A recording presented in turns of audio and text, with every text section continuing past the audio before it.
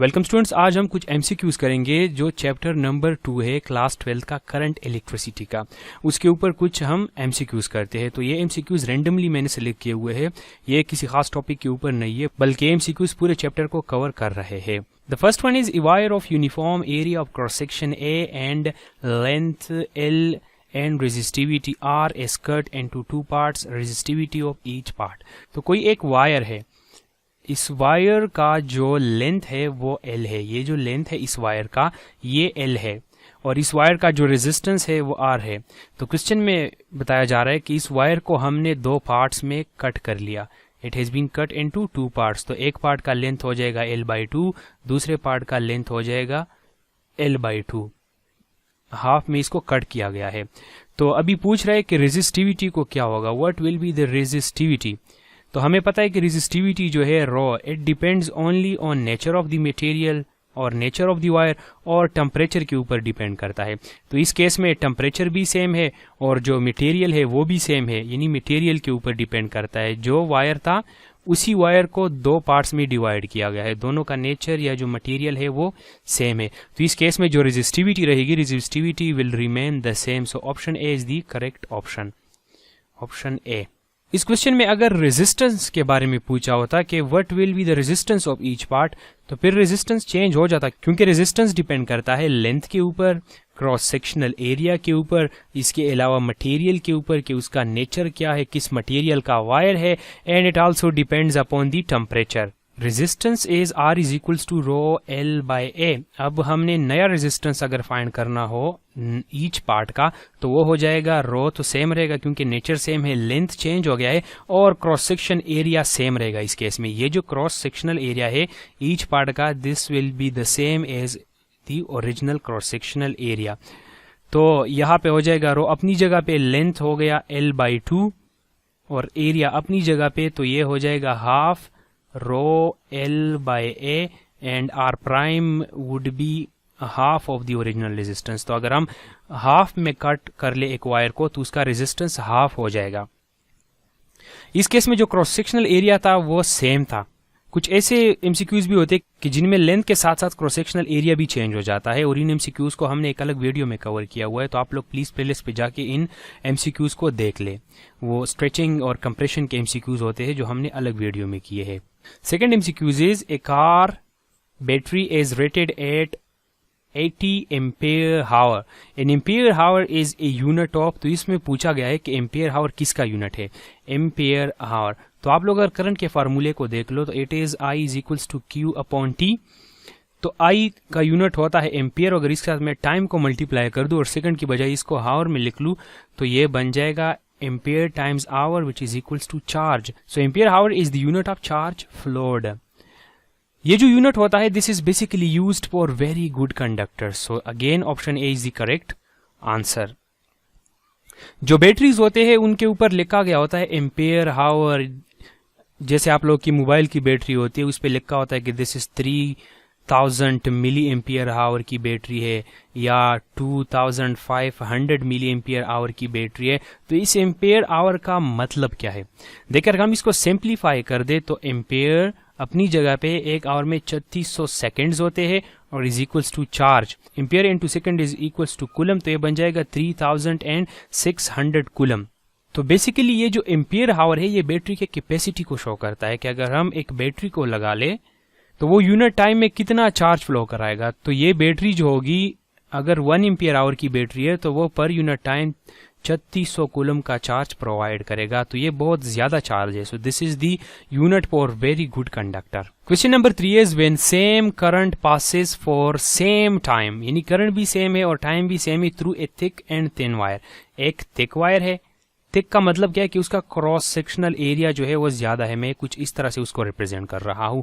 और एक thin wire है, थिन मतलब कि उसका क्रॉस सेक्शनल एरिया थोड़ा कम है, तो मैंने ऐसे शो कर लिया, this is A1 and this is A2। सो ये जो क्रॉस सेक्शनल एरिया है ये थिन का है। तो इन सारे ऑप्शन में यही पूछा गया है कि किस वायर में ज्यादा हीट प्रोड्यूस होगा।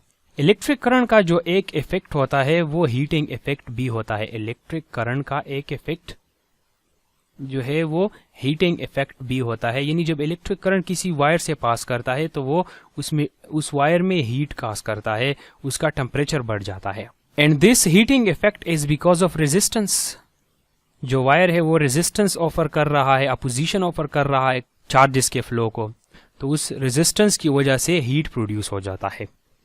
हमें पता है कि resistance is given by R is equals to rho L by A, यानी resistance is inversely proportional to cross sectional area if material is same and the length is same. So resistance is inversely proportional to cross sectional area. अभी resistance उसका ज्यादा होगा कि जिसका cross sectional area कम हो, तो thin wire का जो क्रॉस सेक्शनल एरिया है वो कम है, इस वजह से उसका रेजिस्टेंस ज्यादा होगा।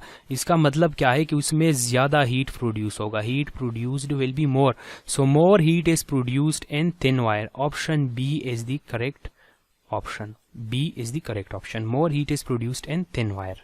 The fourth MCQ is when a current of 1 ampere, so current हमें दिया गया है, current is 1 ampere flows for 5 seconds, time भी हमें दिया गया है and it is 5 seconds through the lamp. How much charge flows through the lamp? तो कितना चार्ज फ्लो हो गया? अगर 1 एम्पियर का करंट फ्लो कर रहा है 5 सेकंड के लिए, तो कितना चार्ज जो है वो फ्लो करेगा? तो अगर हम करंट को लिख ले, करंट इज Q/T, हम चार्ज फाइंड करना चाहते हैं तो चार्ज हो जाएगा करंट टाइम्स टाइम, और जो करंट है it is 1 ampere multiply by time 5 second, so this becomes 5 coulomb. So 5 coulomb का चार्ज जो है वो फ्लो करेगा। So again option B is the correct option. MCQ number 5 is in ordinary light bulb is marked 60 watt, यानी जो power है उसका वो 60 वाट है, एंड ये 60 वाट का पावर जो है ये 120 वोल्ट के ऊपर है। तो हमसे रेजिस्टेंस पूछा गया है कि इसका रेजिस्टेंस क्या होगा। तो P is equals to V² by R, ये एक रिलेशन हमने जो है डिराइव कर लिया था। पावर हमें गिवन है इट इज 60 और जो V है it is 120, so 120 square upon R, तो रेजिस्टेंस हो जाएगा 120 स्क्वेयर्स डिवाइड बाय 60। मैं इसको इस तरह भी लिख सकता हूँ 120 times 120 divide by 60, 1010 cancel, 6 2s are 12, और 2 को अगर हम 120 से मल्टीप्लाई कर दे तो रेजिस्टेंस बन जाएगा 240 ohm. So option number A is the correct option. Okay, number 6 is the equivalent resistance between point 1 and 2 of the circuit shown is, यानी ये जो पॉइंट 1 है और ये जो पॉइंट 2 है, इनके बीच का इक्विवेलेंट रेजिस्टेंस जो है वो हमने निकालना है। तो इस तरह के MCQs में आप लोगों ने स्टार्ट वहां से लेना है जहां पे आप लोगों को कंफर्म पता हो कि ये सीरीज में है और ये पैरेलल में है। अगर मैं इस 1 ओहम रेजिस्टर को देख लूं, 1 ओहम इसको देख लूं और इस 2 ओहम को देख लूं, तो ये तीनों सीरीज में है।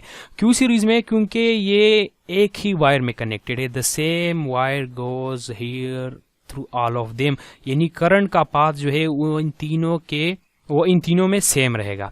तो सबसे पहले मैं इनके इक्विवेलेंट रेजिस्टेंस को फाइंड करता हूं। तो सीरीज में इक्विवेलेंट रेजिस्टेंस को किस तरह फाइंड करते हैं वो हमें पता है। This is 2 ohm, this is 1 ohm and this is 1 ohm. So इन तीनों का जो इक्विवेलेंट रेजिस्टेंस होगा वो होगा sum of their individual resistances which is equals to 4 ohm.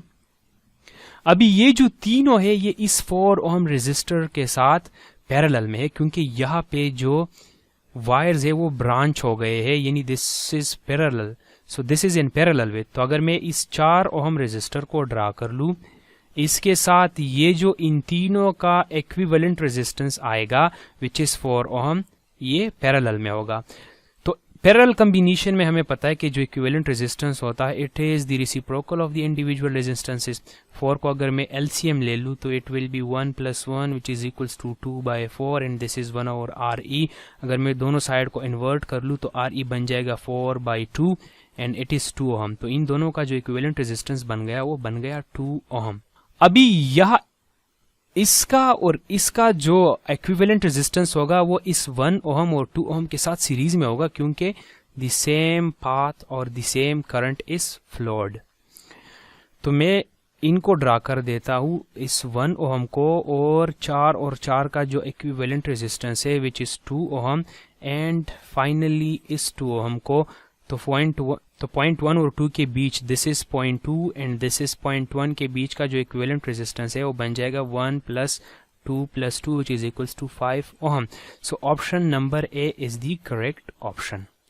तो इसी तरीके से आप लोगों ने इनको सॉल्व करना है। सबसे पहले वहां से स्टार्ट लेना है जहां पे आप लोगों को कंफर्म पता हो कि कहां पे सीरीज कॉम्बिनेशन है और कहां पे पैरेलल है। MCQ number 7 is in the diagram R1 is greater than R2 which is greater than R3. Rank the three resistors according to the current and them least to greatest.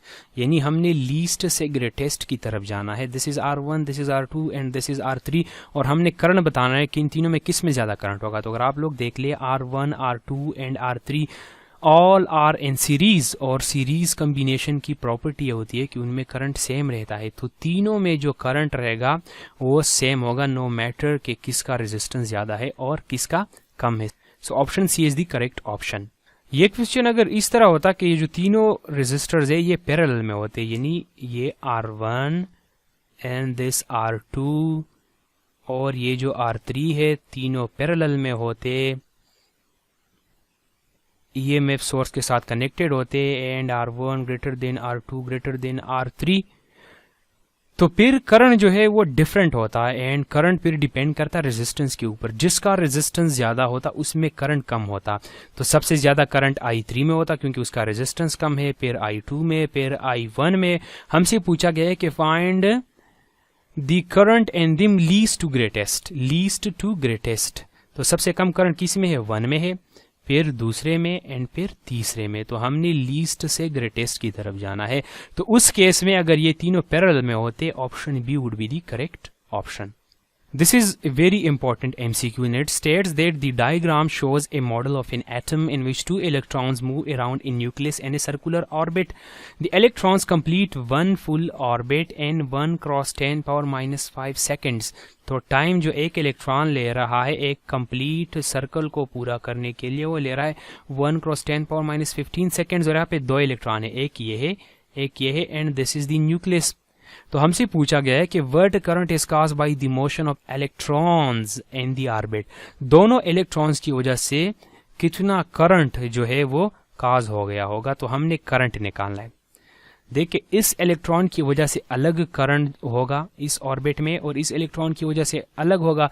तो net current जो होगा वो I1 और I2 के सम या difference के बराबर होगा। इस तरह के MCQs अगर आप लोगों से पूछे जाते हैं तो आप लोगों ने I1 और I2 का नेट करंट निकालना है। ये I1 + 2 होगा या I1 - 2 होगा, ये डिपेंड करता है करंट के डायरेक्शन पे। तो इलेक्ट्रॉन इस डायरेक्शन में फ्लो कर रहा है तो इसके जस्ट अपोजिट कन्वेंशनल करंट का डायरेक्शन होगा। ये इलेक्ट्रॉन भी उसी डायरेक्शन में फ्लो कर रहा है तो कन्वेंशनल करंट का जो डायरेक्शन होगा वो इसके अपोजिट होगा। तो इस करंट और इस करंट का डायरेक्शन सेम है तो this will B I1 + I2। अभी करंट होता है charge per unit time and I2 will be Q2 per unit time. Charge कितना है एक इलेक्ट्रॉन के ऊपर जितना चार्ज है which is 1.6 × 10⁻⁻19 coulomb divide by time 1 × 10⁻⁻15 plus again यहाँ पे वही इलेक्ट्रॉन है एंड 1 × 10⁻⁻5। तो सिंपली मैं इसको लिख सकता हूँ 2 × 1.6 × 10⁻⁻19 डिवाइड बाय 1 × 10⁻⁻15। तो ये बन जाएगा 2 को अगर हम 1.6 से मल्टीप्लाई कर दे तो ये बन जाएगा 3.2 10⁻⁻19 अपनी जगह पे और ये 10⁻⁻15 ऊपर आके 10⁻+15 बन जाएगा। तो अगर हम सॉल्व कर दे तो ये बन जाएगा 3.2 × 10⁻⁻19 + 15 - 4 and the unit of current is ampere. So option number D is the correct option 3.2 × 10⁻⁻4 ampere. तो आप लोगों ने देखना है कि जो दो करंट्स है 2 है 3 है जितने भी है उनका डायरेक्शन कैसा है। कन्वेंशनल करंट का डायरेक्शन लेके फिर उनको आपस में ऐड करना है या सब्ट्रैक्ट करना है वो डायरेक्शन से ही डिसाइड होगा। MCQ number 9 is there are 3 bulbs of 60 watt, 100 watt and 200 watt. Which bulb has the thickest filament? तो एक 60 वाट का बल्ब है, एक 100 वाट का बल्ब है और एक 200 वाट का बल्ब है। हमसे पूछा है कि जो फिलामेंट है यानी यहाँ पे एक फिलामेंट रहता है बल्ब में, ये फिलामेंट किसका जो है वो थिक होगा। तो देखिए एक का पावर 60 वाट है, दूसरे का पावर 100 है, तीसरे का 200 है। तो जिसका पावर ज्यादा होगा उसका फिलामेंट भी थिकेस्ट होगा। क्यों? क्योंकि पावर हमें बताता है एनर्जी कंज्यूम्ड पर सेकंड। ये जो बल्ब है 200 वाट का, ये सबसे ज़्यादा एनर्जी कंज्यूम कर रहा है 200 जूल पर सेकेंड। तो अगर इतने ज़्यादा एनर्जी के लिए टिके रहना है वायर को, तो इसका वायर जो है वो थिक होना चाहिए। थिक होगा तो वो रेजिस्ट कर सकेगा। सो 200 वाट जो है, option B is the correct option. इसका फिलामेंट सबसे थिकेस्ट होगा बिकॉज ये सबसे ज़्यादा एनर्जी कंज्यूम कर रहा है, या हम कह सकते हैं कि इसमें सबसे ज़्यादा हीट प्रोड्यूस होगा। MCQ number 10 is what can be used as the unit of energy. Energy का यूनिट हमसे पूछा गया है कि इन चारों में से कौन सा एनर्जी का यूनिट हो सकता है। सो सबसे पहले ऑप्शन ए को देखते हैं। Option A is what in second. तो वाट किसका यूनिट होता है? पावर का। And second is the unit of time. तो हमने पढ़ा था पावर को कि power is work done per unit time और एनर्जी पर यूनिट टाइम। तो अगर मैं पावर को टाइम से मल्टीप्लाई कर दूं तो ये बन जाएगा energy. So option A is the correct option, यानी watt into second is the unit of energy. तो इस वीडियो में इतना ही। इसके बाद वाले वीडियो में यानी पार्ट 2 में हम मजीद MCQs को देखेंगे। तब तक के लिए अल्लाह हाफिज।